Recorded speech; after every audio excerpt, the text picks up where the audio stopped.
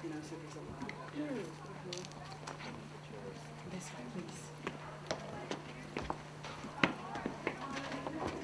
But because it started raining earlier, we decided to do it inside in the conference center, which is here. This is where we are now. And you're staying at Hill House. Deal 7. You're staying in number 7.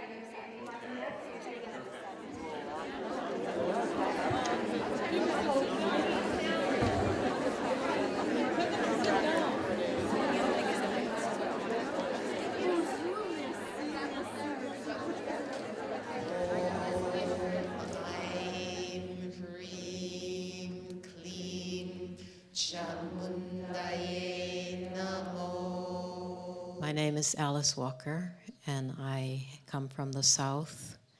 But before coming from the South, I think I must have come from the stars. My name is Helena Norberg Hodge, and I'm Swedish, English, and German. But I've had the very, very great privilege of living for the last 30 years in a part of Tibet called Ladakh. And I hope to share with you what I've learned there and send you greetings from the grandmothers that I work with in Ladakh or Little Tibet. I am Chief Yanifa Louis Satish. I am an elder in the Ifa Orisha tradition of Southwest Nigeria, and I come to you by way of New Orleans, Oakland, and the world. I am not a preacher. Indeed, I like to tell people I am a recovering politician. My name is Gloria Steinem. I come from the tribe that has lost its memory.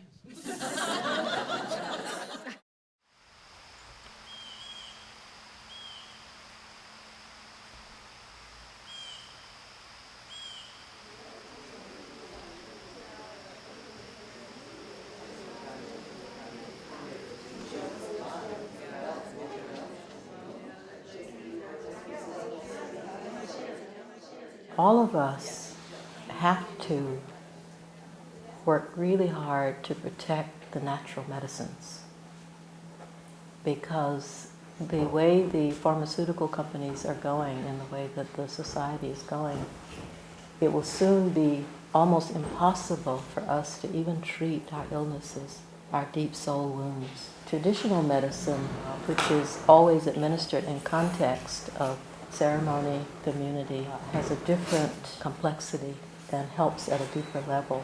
And so the healing that happens, happens in the body, but also, in the deep psyche. And I studied particularly a plant called ayahuasca, a medicine called ayahuasca. Many people have used it for thousands of years to deal with this need to kind of be realigned with your own soul, and your own soul as it connects to the souls of those who were wounded and basically remain wounded. How you see the use of these medicines in the future? First, we have to save them. We have to keep ayahuasca from being patented, because the pharmaceutical companies want to do that. So that's the first thing. And then, yes, I think what I would like very much is for people to disconnect drugs from medicine.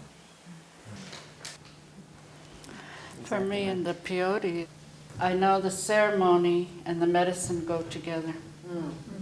The medicine and the ceremony go together, and you can't be without either one.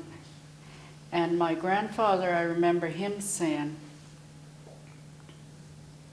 the medicine has its own way. And that was my freedom. And today, there is no tribe in this country that owns peyote. We're told that towards the end of the calendar, because the calendar is going to terminate in 2012. And basically what that means is that it'll be the end of a period. That's all that it means.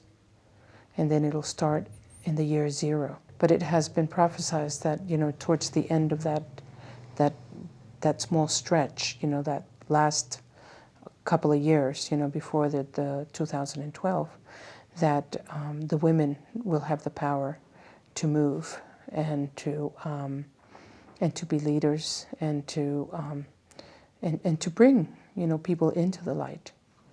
That it's going to take the power of the feminine to do that. In the streets of many countries, when trying to symbolize power, women march with their hands like this, which is the heart, which is the womb, right? So could I ask that you stand and that you raise your hands?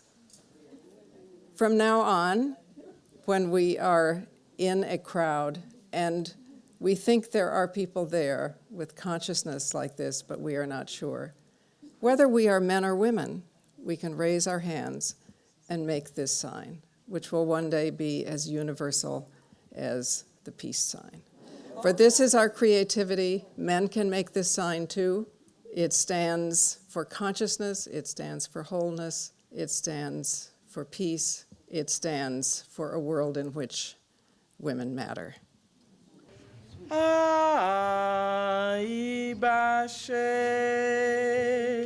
Ibashe, oh, Iba ba ba, Iba ye, Ibashe. You see, you've made a circle with an equal arm cross, right? Ibashe. Dr. Martin Luther King once said, "The arc of the moral universe is long, but it bends towards justice." I think he could have added, "and to the extent that we make it so."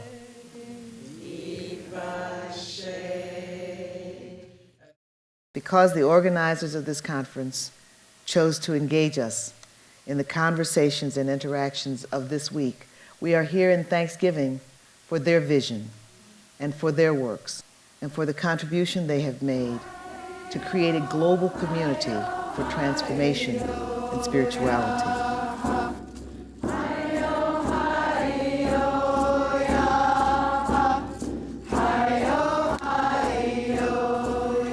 Because the grandmothers chose to share their wisdom and their experience and their love, we are here in thanksgiving for the human spirit that they reflect and the ways of the ancestors which they preserve and invigorate.